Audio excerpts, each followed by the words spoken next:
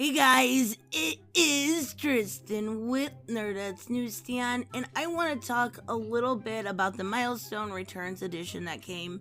It is on DC Universe Infinite. I think it's on Comixology and the others, but it was more of an extended version of what we got at DC Fandom. Now, I'm really excited to see the Milestone universe back. It has a lot of really great characters, and what Milestone did differently than DC did is they didn't do forced diversity.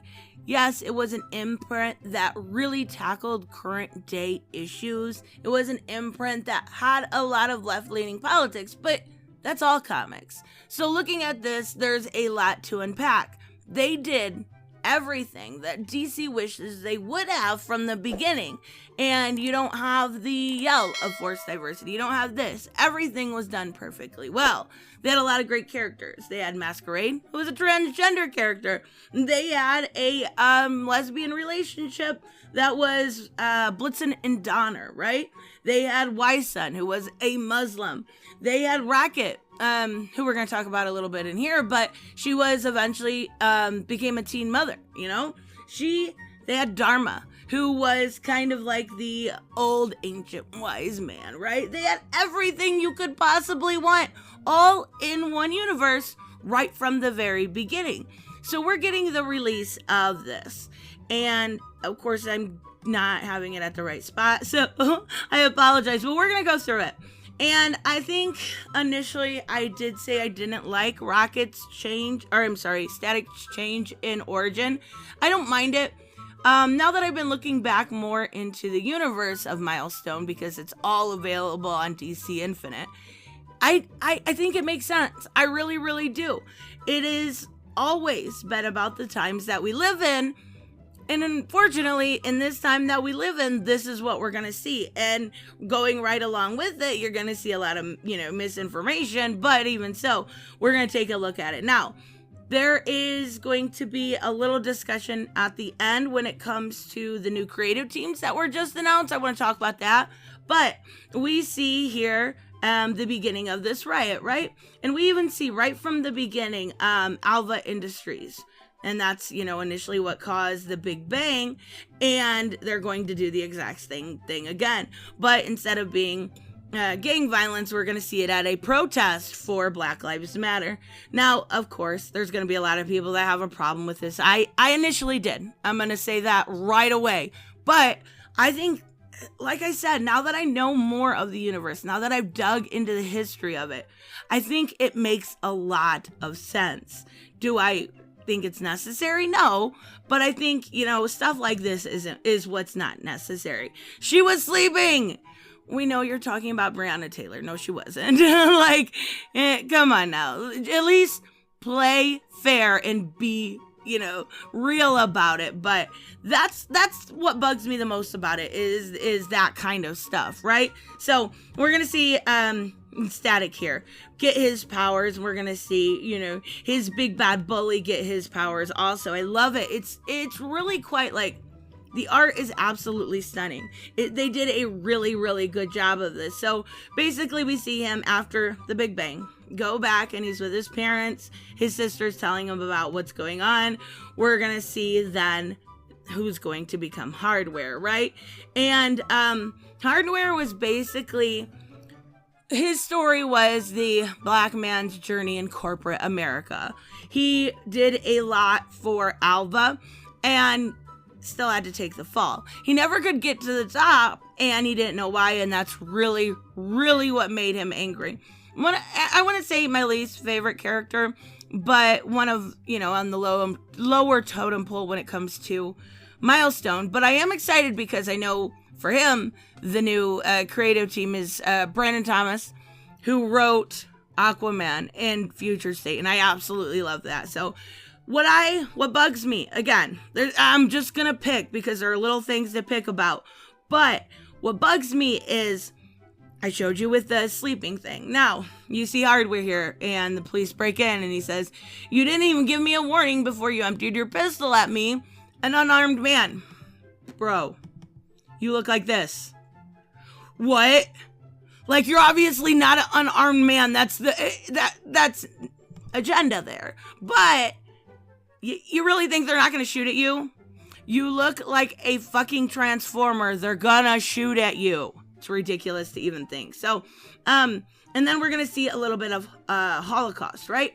All of the people that can't afford, a stay at the hospital in the Big Bang are at this little home, and we see basically he vomits and it's acid, and he looks like the devil, so his parents think he's possessed, and they all have to kind of hide away. They're the rejects of the rejects, and they get a sanctuary by a man named Holocaust, who we'll see in a minute.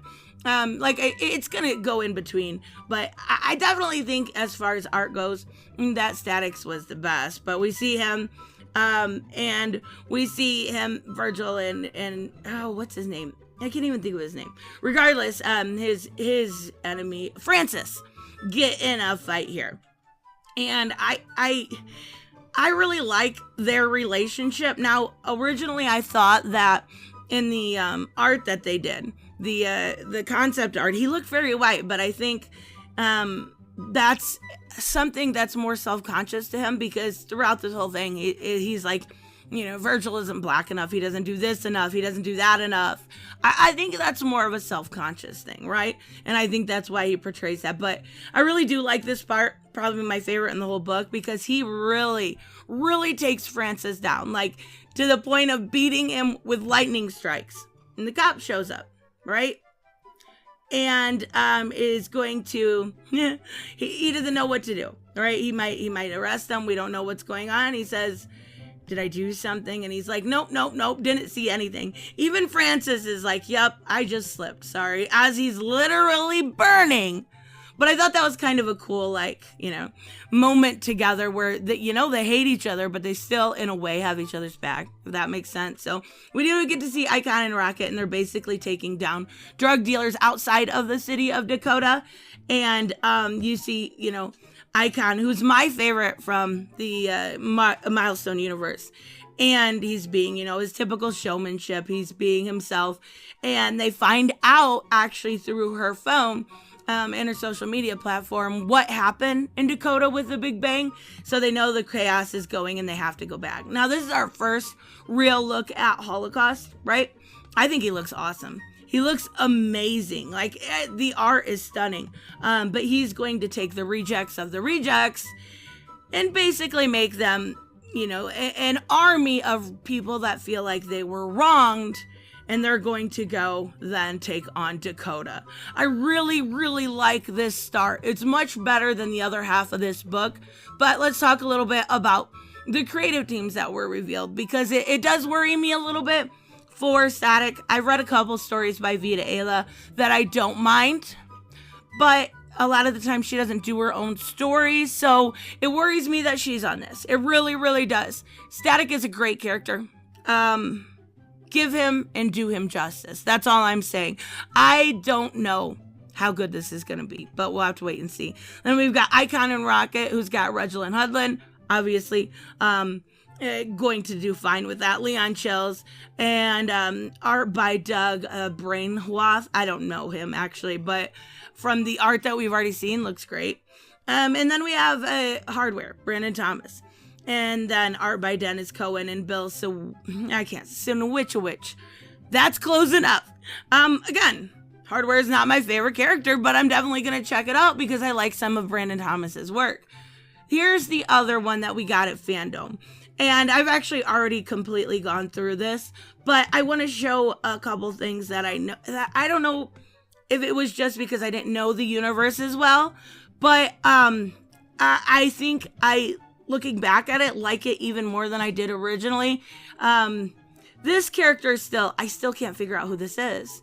He basically hates them or goes after them because they're an interracial couple. And I didn't get that the first time I read that. See, here's the thing. Nobody would think that unless they're racist. You're not... I hate to say this, but if my mind doesn't go there, it's because that doesn't bug me. You have to either make it clear or not, because nobody's going to get that it's because they're an interracial couple. That's silly. Nobody thinks that's a big deal whatsoever. So that's what he does. But we get a little bit, a zombie. I couldn't figure out who this was last time, and it's definitely zombie, which is awesome, which is really cool. And then, of course, he absorbs his lady friend, and then we get more of everybody else, him seeing the future, right? Because that's, his powers and his undoing eventually. But even so, I really, really like what they've done. I do. And I'm really, really hoping that it stays the same. I'm hoping we don't get, the same stuff with Dharma where he, sees the future and then, eventually it becomes, like I said, is undoing. I'm hoping we get new storylines with great characters that were always diverse and they weren't changed for the, on the altar of forced diversity. They were changed. They were never changed, I guess is what I meant to say. They were never changed. They were always great characters. They were always deep, meaningful, wonderful characters. They were never changed because they were always awesome. And they were always diverse in every single way, shape, and form, whether it's sexuality or skin color. You've got, white, black, Asian, anything you could possibly think of. This is what you've needed for a long time. This is what you've pushed other stuff into when you've had this gold mine all along. You do it right. And what worries me is this. Because obviously, I just showed you the static one. The Black Lives Matter stuff and she was sleeping. That's Vita Ayla.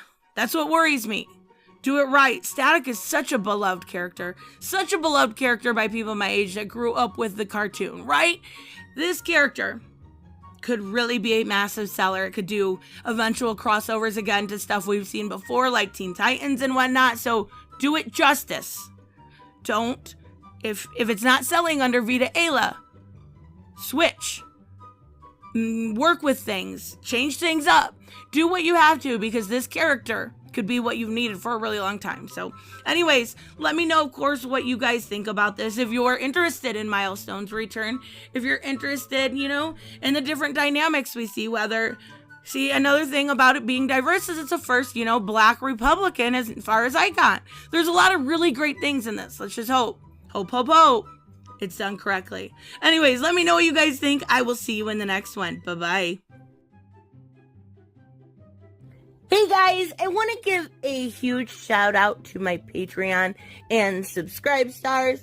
You guys literally make this channel possible. Huge thank you to Cage the Mick, Robert Mick Twiz, Black Knight Fool, Brucey, Chris Z, David L, David Rafford, Jeffrey Allen Carnes, Mighty Balls, Mike Buckner, Maizen Barbosa, Ruskart, Ryan Decker, Robert Hoffman, and Doc Holliday. You guys are absolutely amazing, and thank you so much for all your support.